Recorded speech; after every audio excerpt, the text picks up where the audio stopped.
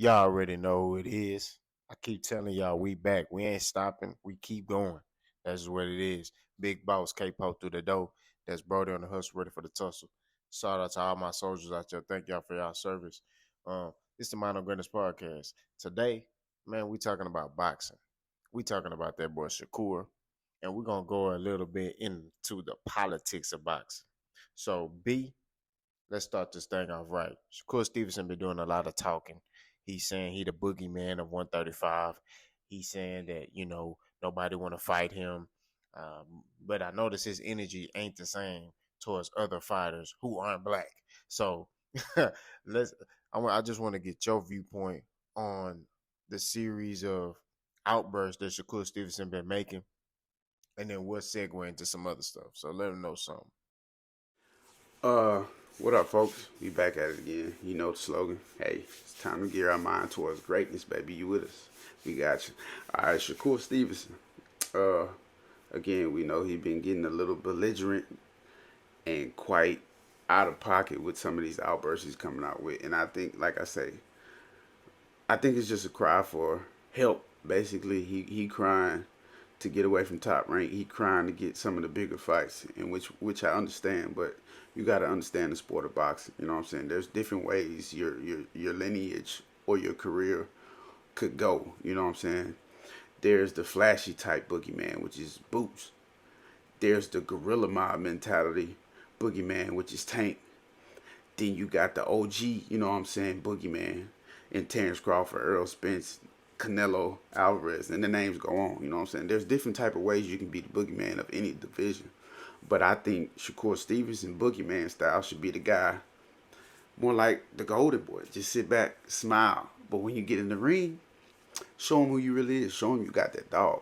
So you know what I'm saying? You trying to take on other roles of boxing in your era right now, and those roles are already established by certain people. You know what I'm saying? So I feel like Shakur Stevenson, he should just sit back because he's skillful, he knowledgeable, he's sharp, he crisp. He's one of the slickest counterpunchers of his era. So I believe if he just chill out a little bit and just sit back and let the wind blow, you know what I'm saying? When they ask you the question, say the right thing and smile. And when you get in the ring and you get your opportunity to show what you can do, because right now, I believe you reaching. Because in your division, like you five, you fifth, and that's behind Haney, that's behind Tank, that's behind who else he got in that division? Luma, Ryan Garcia. You know what I'm saying? That's not bad people to be behind. But right now, you reaching. I believe if you get in there with any of those people right now, you might hurt your career. Am I saying you get knocked out? Possibly against a Tank, maybe. But at the same time, anybody else is going to be held to tell the captain because those guys are tough for you right now. You know what I'm saying? I'm not saying you're not skillful enough to get in there with them, but it's just not that time right now. You know what I'm saying? When your time comes, just wait for it. And if you really want to make your time come, why don't you move up 5 pounds and move down 5 pounds? You got more than enough worthy opponents in each of those divisions. I don't care which one you pick. You know what I'm saying?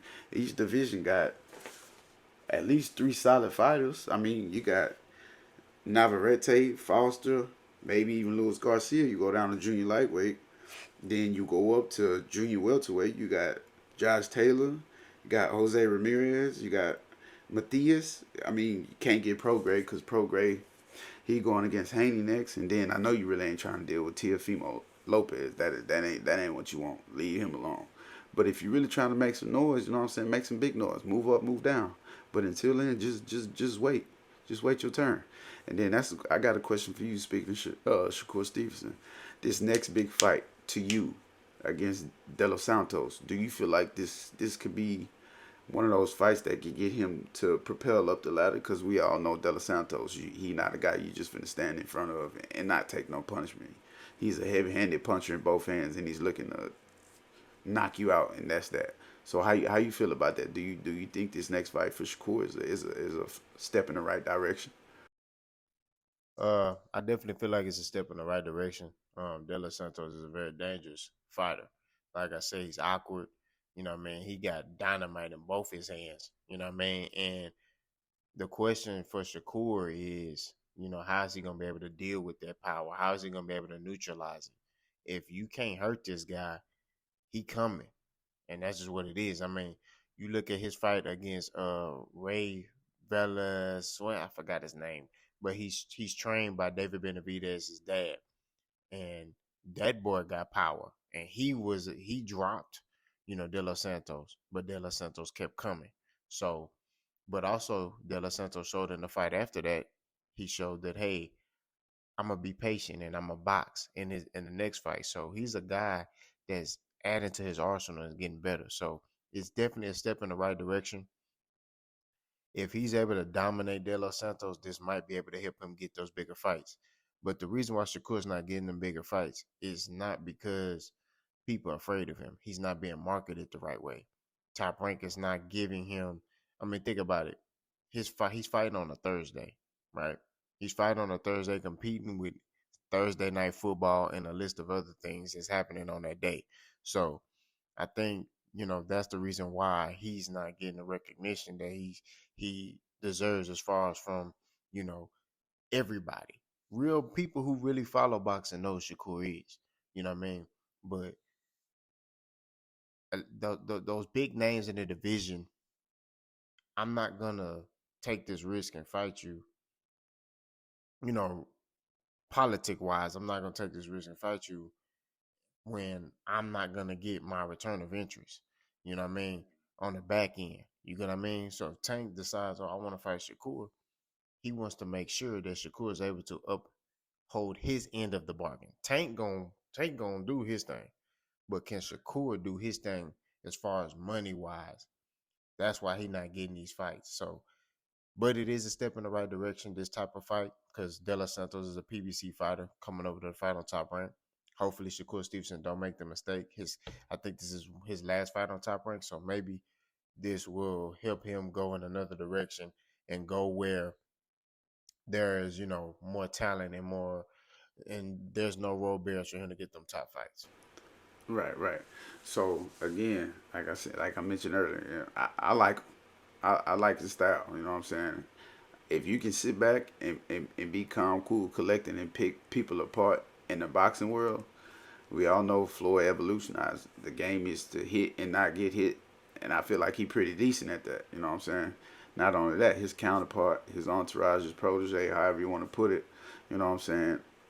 Terrence Crawford, same type of deal. You know what I'm saying? So I know he's having a big impact and a big influence on Shakur Stevenson, but at the same time, Terrence Crawford been there, done that, still doing it. Shakur Stevenson, you just now doing it. You know what I'm saying? You trying to get to that, been there, done that, doing it type stuff. So again, just relax, sit back, smile, enjoy it. You know what I'm saying? It's your, like K-Po mentioned, it's your last fight on Top Rank. Go out with a bang, and I guarantee you're not going unnoticed. Because if you was, people would be like, who is he? Even the people that watch boxing, you know what I'm saying? They'll be like, who is he? So you got the fans out there. You just gotta go the other way about how you going about what you're trying to get. But anyways, let's move on. You know what I'm saying? Let's talk about this. Maybe you can help shed some light on this situation because I'm not understanding. The IBF got all the big fish in the sea. You know what I'm saying? Hopping out, shaking like booty meat in the strip club. You feel me? So what I'm not understanding why, guys like Crawford, guys like Charlo, and so forth, when they move up, move down, are getting stripped of these belts. When you got one guy, the big fish, the shark, you know what I'm saying, Canelo, he can do whatever he want. He can move left, move right, move up, move down, and keep his belt. So maybe you can help shed some light on this situation for me personally, because I'm not understanding why they got it going like this. Well, Canelo Alvarez, we're just gonna be frank. He's Hispanic, right? And we just gonna be real. A lot of black fighters, man, it's kill to be killed in this boxing game. They want them to fight each other, and if nobody's fighting each other, they strip them. You know what I mean? You saw this happen to Terrence Crawford. He got stripped of his belt, and Jambu Ennis was elevated to the full champion. So Canelo Alvarez has been avoiding fighting mandatories for a long time. You know what I mean? I don't know if he got videos on these boys. I don't know what he got going on, but he he he don't fight his mandatories. You know what I mean?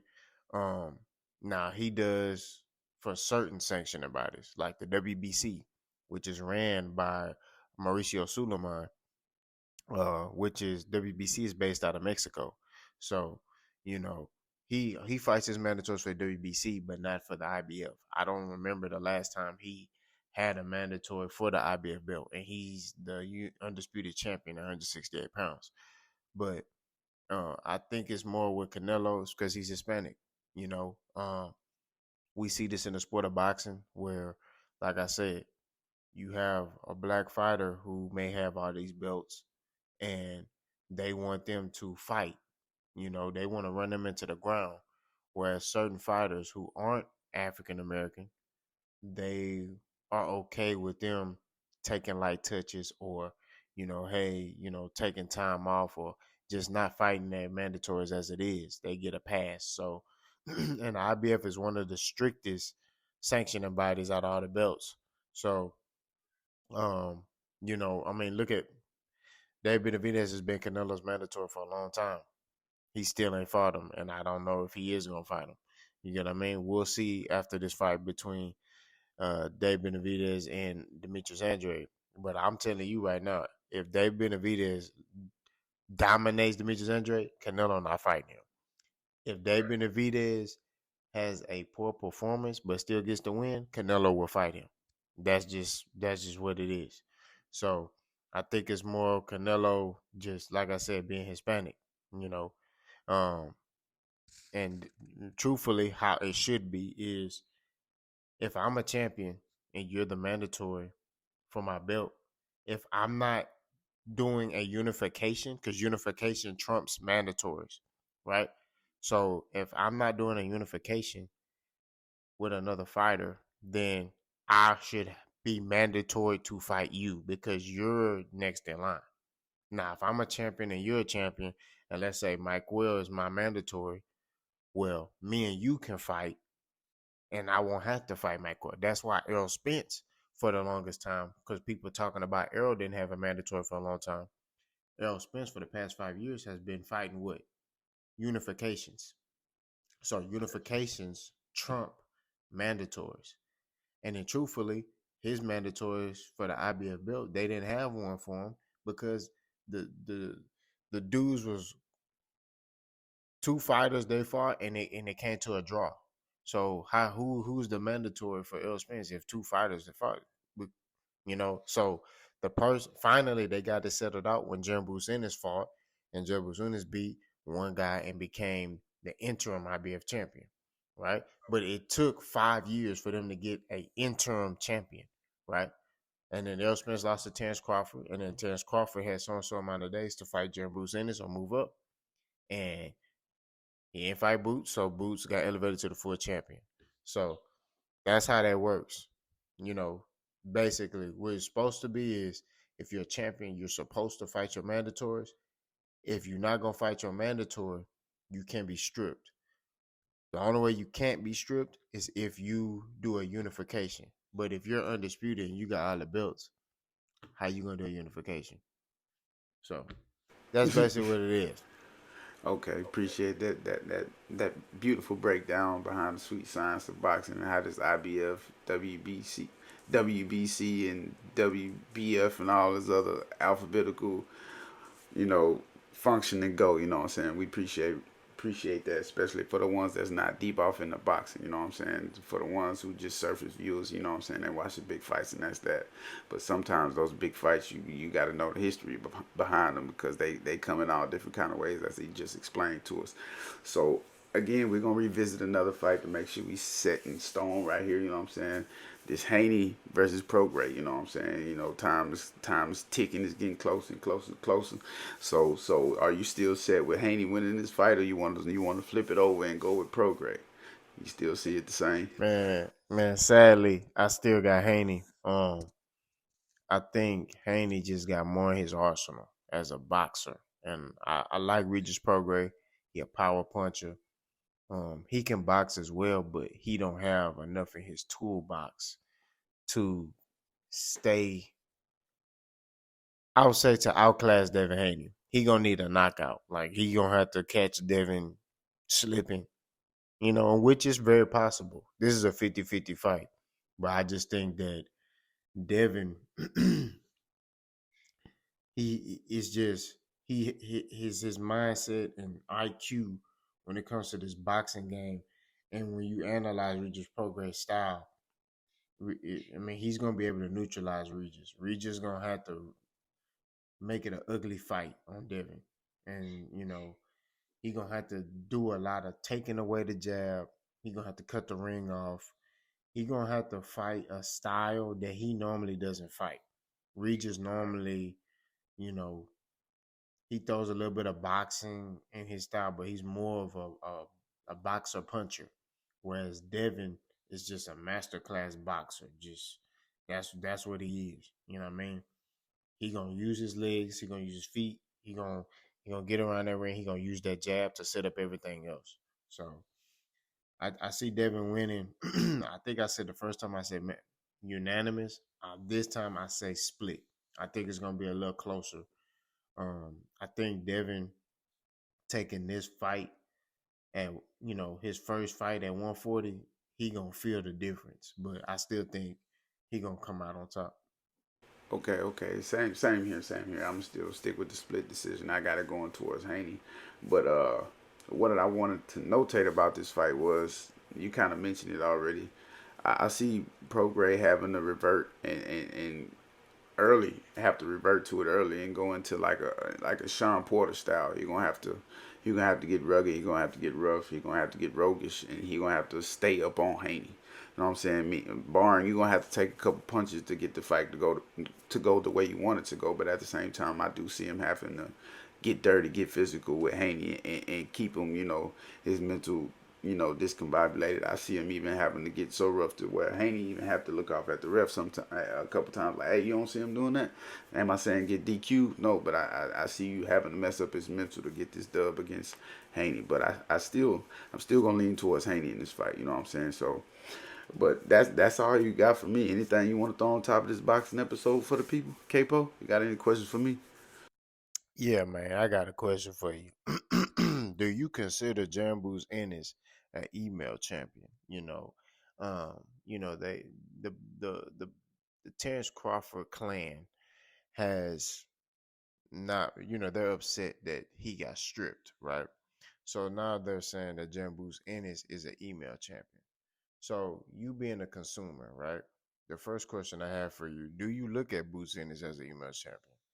The second thing is this: if Terrence Crawford were to fight Jaron Boots Ennis, how do you see that fight going? Okay, I'll answer that first question first. We're gonna call a spade a spade. We speak facts, we speak truth. He basically is an email champion right now. He didn't fight for it. Crawford got stripped for it. The TCC is upset about it. The Terrence Crawford clan, they upset about it. So, and I feel him. You know what I'm saying? I feel him based on what we just mentioned. Why is he being stripped? Because the simple fact he not taking the mandatory fight when technically, Boots is the mandatory, but other than that, it's like why we stripping this dude? Canelo still got his. He ain't took mandatories in I don't know how long. And then that's not even with him defending his title. So let's call a spade a spade. Right, as of right now, he's an email champion, but is he a champion? Email champion to be fooled with, to be fussed with? No. I don't care who you is. Like that, and that's gonna segue and roll over into the next question. Uh, if this fight was to go down as a mandatory, I feel like Crawford will still get the dub. He'll still get the dub, but he wouldn't do it in the fashion as he did Earl Spence. And I hate to keep bringing it up, but I don't even see him if the second fight between those two, Spence and Crawford, was to happen. I don't see it happening that way again. So no, I don't see him beating Boots in that manner either. I seen it going down as a classic for sure. You know what I'm saying? It's gonna have to go to the judges' scorecards. It's gonna be a split decision towards Terrence Crawford, but it's gonna be one of those long pause, deep breath, like they gave it to Crawford. Because I feel like it'll be one of those fights where it can go either way. You know what I'm saying? I don't see nobody getting knocked out, but I see a lot of big punches being landed from both sides. But at the same time, I give it to the OG. I give it to the OG just because I feel like Boots still has a lot of resume updating to do, and I feel like eventually, you know what I'm saying, he'll be the guy. But eventually, eventually he'll be the guy. Excuse me. But right now, if he had to fight Crawford, now I got Crawford in that one split decision. I'm a I'm gonna go the other way with mine. I Uh don't oh. feel like Boots a email champion because Crawford had the opportunity to fight him. Um, Okay, okay. he had the opportunity to basically be like, "Look, I understand, Errol. Look, we fought in July, right? So, and he had a certain amount of time to basically honor that mandatory with Boots. They gave him a date, and he didn't care about the date, so he just let the belt go. So I take that as a, you don't want to fight that boy because why do you still have the other belts, right? If you genuinely just didn't care, you would drop all the other ones. Well, he still is a WBC champion, the WBA champion, and the WBO champion at 147 pounds. He still has those other belts. He let the IBF belt go. And he's even publicly said the Jambus in this fight is not a fight he's interested in. He looks at it as a lose-lose situation, which is to me the wrong thing to say when this guy has worked his way up to be your mandatory.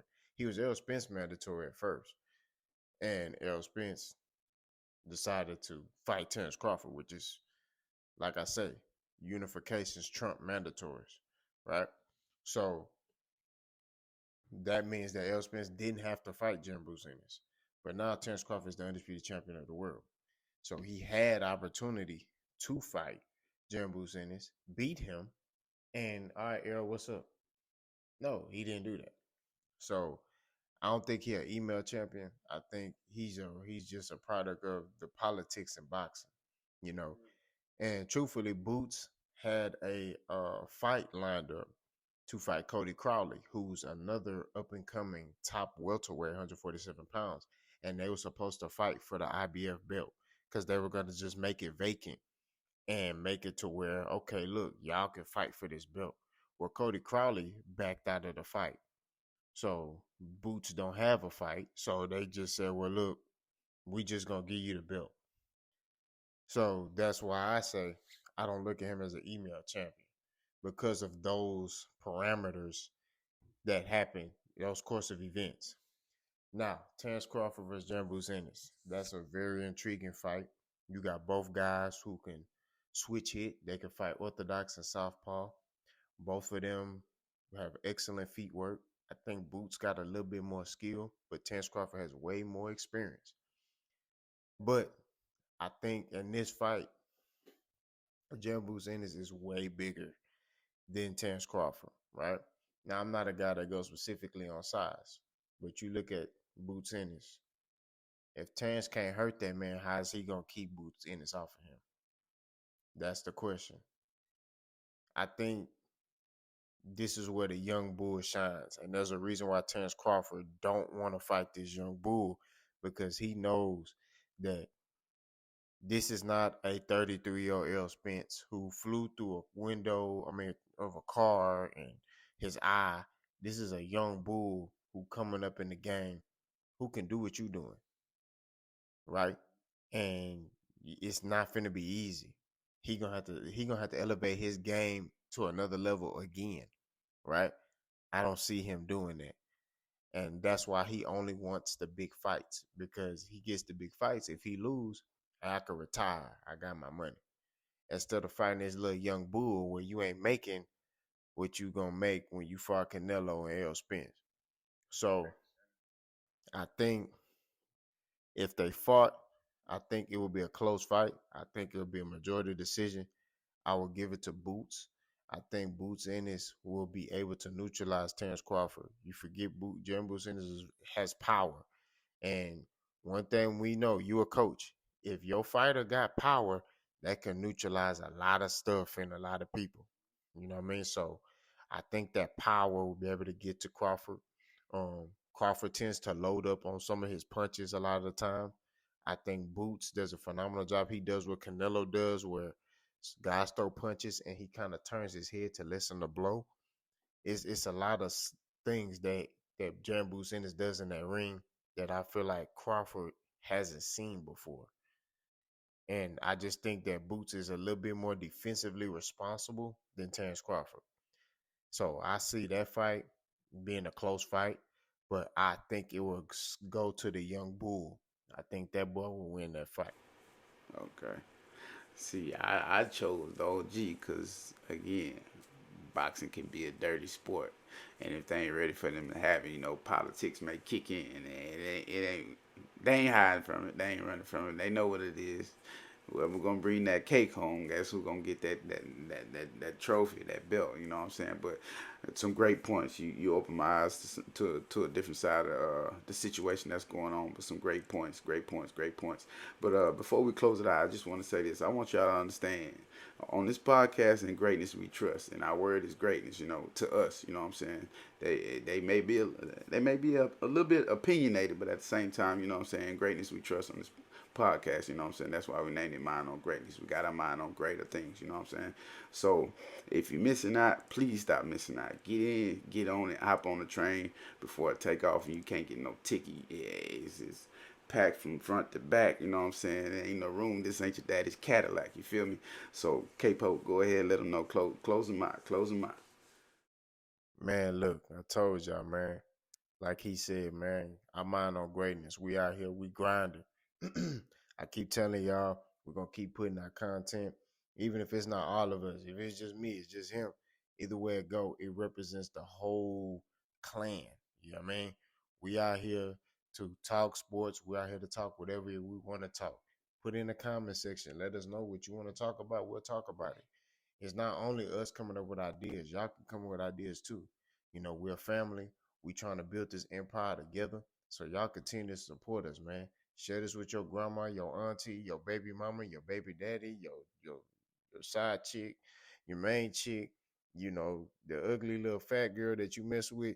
Share it with all of them. You know what I'm saying? I ain't snitching, y'all. I ain't snitching on y'all. But like I say, man, like, comment, hey, and subscribe. We ain't running from no smoke. We gone.